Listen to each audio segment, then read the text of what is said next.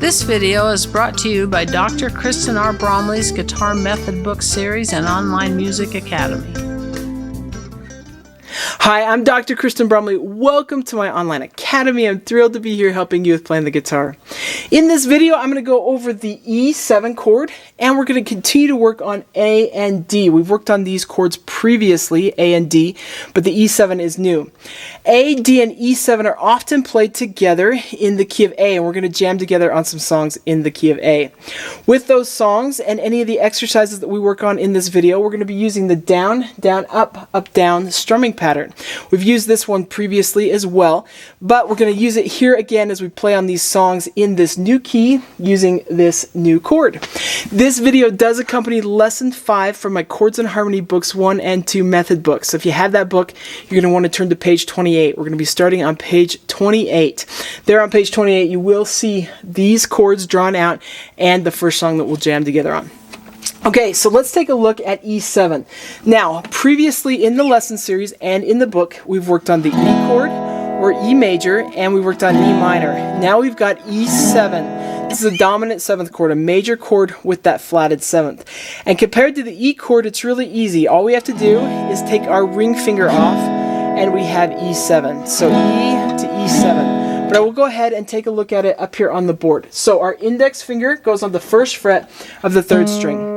Then our middle finger goes at the 2nd fret of the 5th string, and we play all the other strings open, including that low 6th string. So we're going to strum all 6 strings. Everything else is open where we don't have our index and middle fingers. So you can just get kind of comfortable with that E7 chord. And to sort of help lock in how it's played, lock that in the memory, you might go back and forth a little bit between E and E7. Or even between E7, E minor, and E major. You might just play around a little bit with each one of those. Because as you do, it helps lock in and help you remember how to play them. It also gets your ear familiar with the 3 different sounds of the most common types of chords that we play on the guitar. Major chords, minor chords, and dominant 7th chords. So you can play E major, E minor, E7. As you circle around, you'll get familiar with each of those sounds. You might go back and forth between E major and E7, get familiar between just a regular old major chord and that major chord that then has that flatted 7th added to it. It gives us some bite. It's known as the 5-7 chord of the key of A. We're in the key of A, and E7 is the 5 chord or the 5-7 chord in the key of A. So just like that. Now we've got that new chord. Practice it and kind of switch between each of these as much as you need to. Once you're ready, we're going to go ahead and take a look at the strumming pattern. We've done this one a lot, but it goes down, down, up, down. 1, 2, up, 4. 1, 2, up, 4. 1, 2, and 4. We want to take that and practice it with these chords, and what we're going to do is plug it in with each one of these. We'll do A, D, and then E7, then we'll circle back around to A. So I could go A, D, and E7, and then back to A. It's a great exercise. You can practice that over and over as much as you'd like to. Again, down, down, up, down. We go ready and A. D, E7, and A. Again, A, D, E7, back to A. Okay, here's a couple tips or tricks. First, with switching chords. Between E7 and A, as we go between A and E7 or E7 and A, our index finger that's played for the A, right in between the three strings that we have fingers on, we've got our A right there in the middle. First finger, index finger on that 2nd fret on the 3rd string. Well, it's at the 1st fret here on the E7 chord, so you just go back and forth. That's how we slide. So from the A to the E7, I just slide my index finger over, and then I add my middle finger to where it goes for the E7 there at the 2nd fret of the 5th string. So you may just want to practice going back and forth. Slide that index finger over. Practice sliding that index finger. As we go back from E7 to A, I'm just sliding it back and then moving those other 2 fingers in place. So you can get comfortable with that there. We've worked previously on going between A and D, but you could practice A to D as well. remember between A and D, you keep your index finger down for both of them, but you slide this ring finger over one fret, and then move your middle finger to where it goes from A to D. You could also practice from D to E7. When we do D to E7, this finger is again going to slide back and forth between the first fret and the second fret. So you can practice that one, moving the other fingers in place. So you can practice that. Now also, when adding in the strumming pattern, we want to think about switching or try and switch between the chords at the very end of the strumming pattern. We don't wait till the new down strum.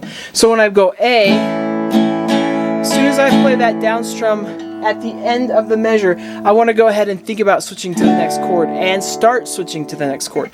So down, down, up, up, down, switch. So I'm ready when I'm doing the next down strum.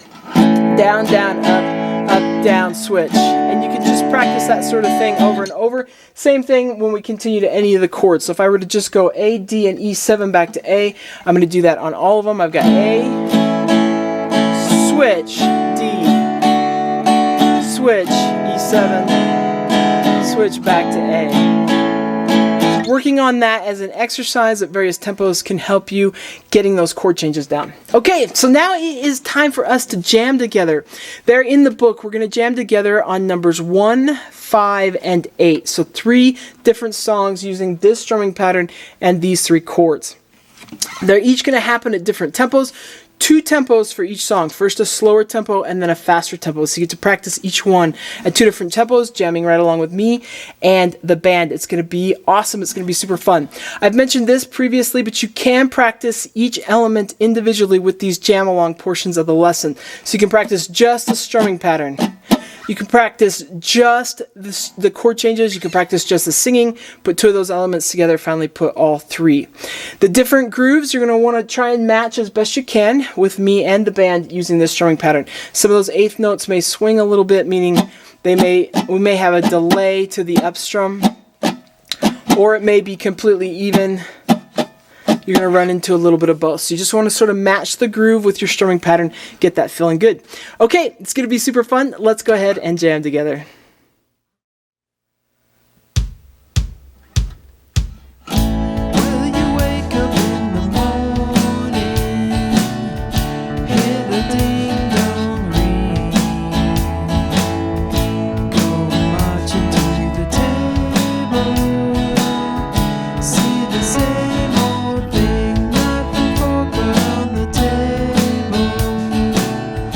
Nothing in my plan.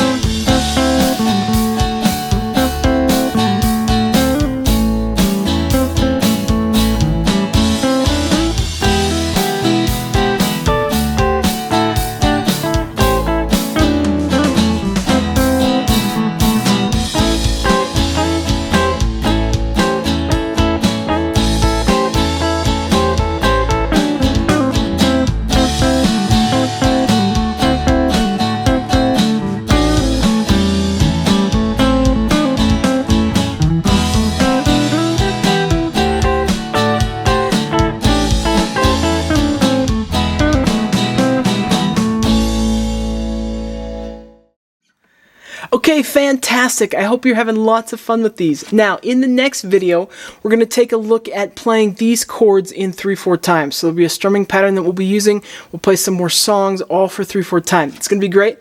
Keep having fun, take care, and we'll see you in more of these videos. Thanks for watching this video. If you found it helpful, please hit the like button and subscribe to the channel. And be sure to check out more great content. You can find more information about me and my products at KristenBromley.com. Take care.